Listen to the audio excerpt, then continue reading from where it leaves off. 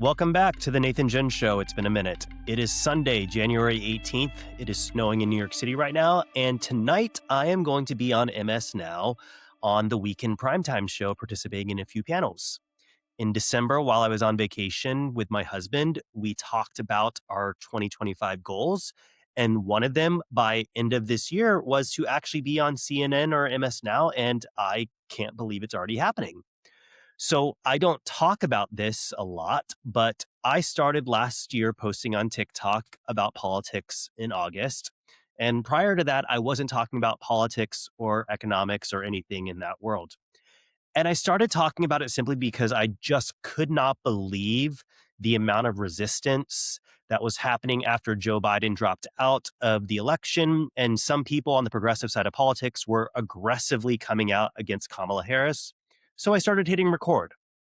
Now, I am open enough to state the fact that after a year and a half ago, I should say, wasn't as in tune with foreign policy. I wasn't in tune with a deep understanding of the legislative process. And I wasn't really paying that much attention to macroeconomics as it relates to U.S. trade policies. And here's what happened. I posted a video last August or September about how Republicans don't know how the legislative branch works. And I took the dark woke path of making fun of their lack of education. But here's the problem. In my video, I stated that Joe Biden didn't have both chambers of Congress in his first 2 years, and he did. That's my fault. And a conservative creator named Matt Dearden checked me, and his post got over 1 million views, and I paid for it. I got attacked for weeks. But that really inspired me to go down this path because I told myself, I have to be bulletproof. I have to cite my sources. I have to use factual data and statistics. And I have to be clear when I'm sharing an opinion versus a substantiated fact. And that's what I've done. Now, the good news is Matt and I are actually internet buddies now because one, he's not MAGA, but he does often talk about supporting certain conservative policies. But for the most part, he's actually providing a pretty neutral POV on things. And I like that because it shows that there are Republicans out there who may support fiscal policies. But Matt has done things like come out against the misinformation about Somalian childcare facilities. He has talked about Trump overstepping his executive power as it relates to certain things. And I like his content. But because of this, he is also paid for it.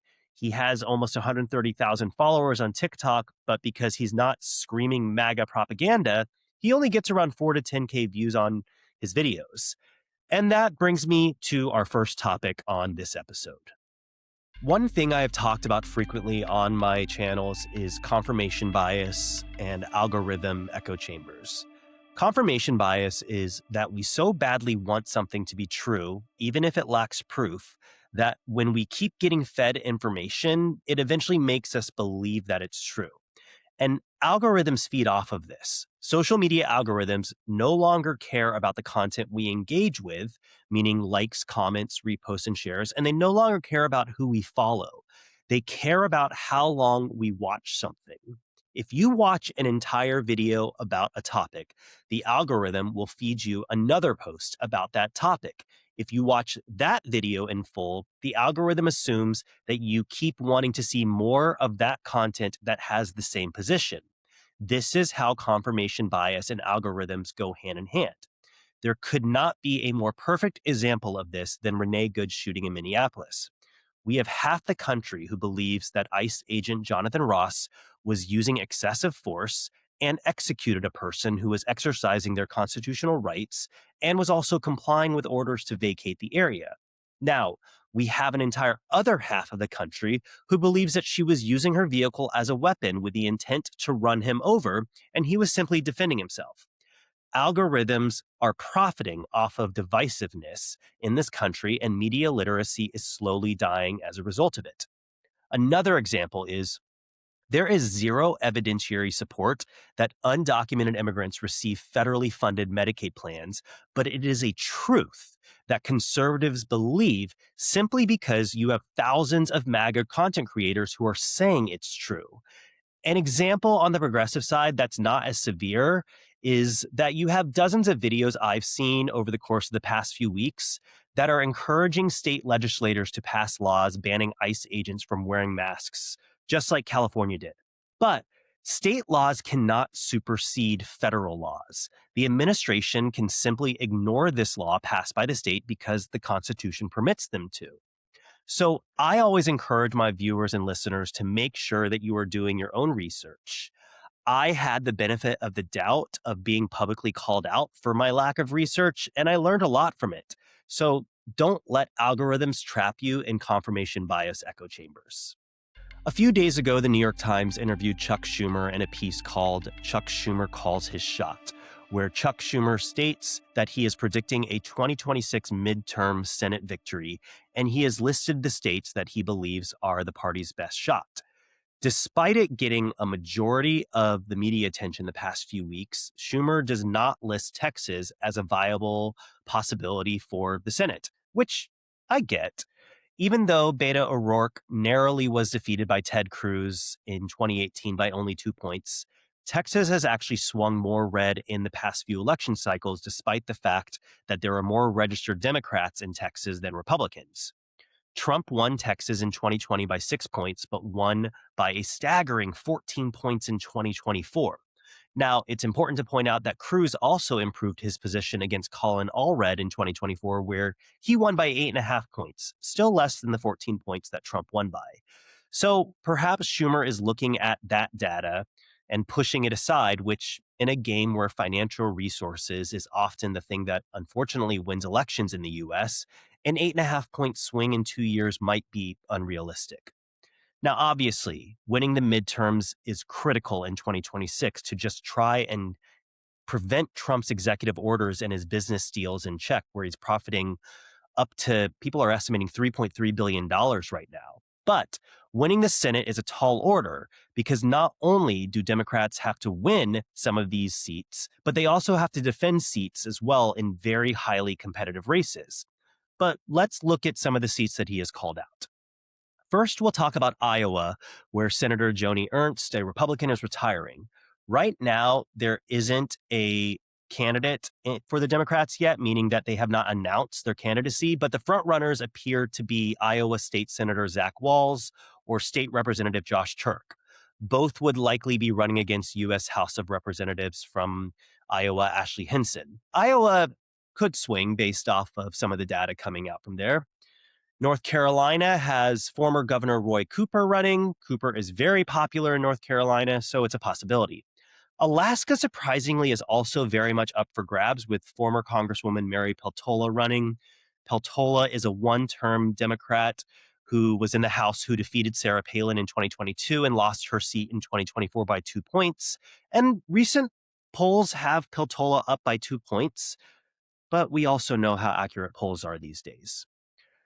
Sherrod Brown is an obvious choice in Ohio. He narrowly lost to Bernie Moreno in the 2024 Ohio Senate race, and it's a great time to capitalize on J.D. Vance's open seat given Trump's approval ratings. And he's running against John Husted, who was appointed by Ohio Governor Mike DeWine. This brings me to Maine, where you have a very competitive primary right now between Graham Plattner and current Maine Governor Janet Mills. Schumer is vocally throwing support behind Mills right now versus Plattner, despite the fact that Mills would be the oldest freshman senator ever to assume office at 79 years old, which means she would be 85 by the time her term ends. Listen, I'm not ageist, but really? Really? And I get the hesitancy with Plattner. I really do.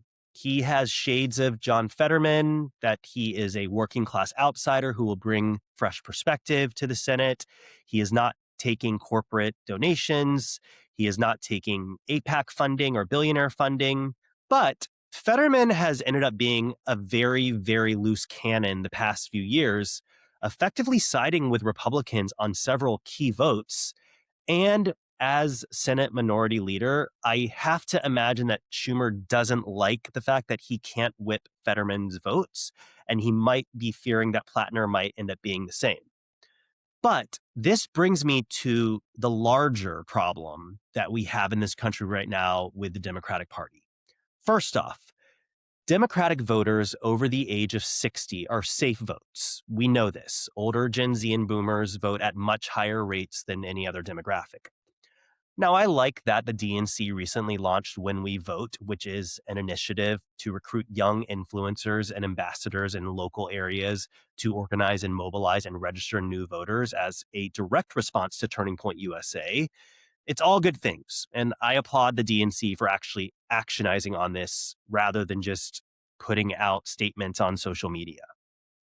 But the bigger crisis and challenge is specifically within the growing of young people and basically onboarding young voters to be Democrats is that a lot of young people on both sides of the political spectrum, they just don't trust any of the government any longer right now. And they're choosing to just not participate. And it's starting to become a crisis for the DNC and for Democrats. And these young people are turning to the voices in the Democratic Party who are willing to speak out and speak up loudly against Trump's administration and his allies.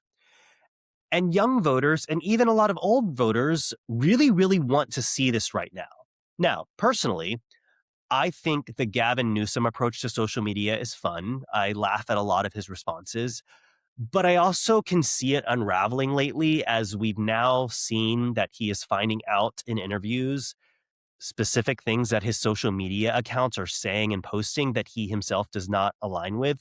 Not great. But it also represents what I think is a very necessary dark woke movement that we need as a balance. Dark woke is a new term effectively coined and being attributed to Jennifer Welch, host of I've Had It podcast, where the best and most effective way to fight homophobia, transphobia, Islamophobia, and white supremacy is to hit conservatives back hard and hit them aggressively. I do it often, and it's very effective messaging. The challenge is that this entire administration, across all of their secretaries and a majority of senators and representatives, are perfectly comfortable spreading lies and misinformation to get their base excited. And we, as a Democratic Party, we hold snooze fest press conferences.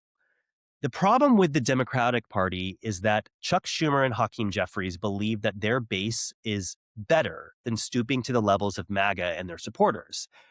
And maybe that's the right call for the midterms. But what I can say is that we cannot keep putting up softball candidates who are in their 70s and expect to win the long game. And we cannot keep fighting misinformation and lies with civility and pandering to common sense.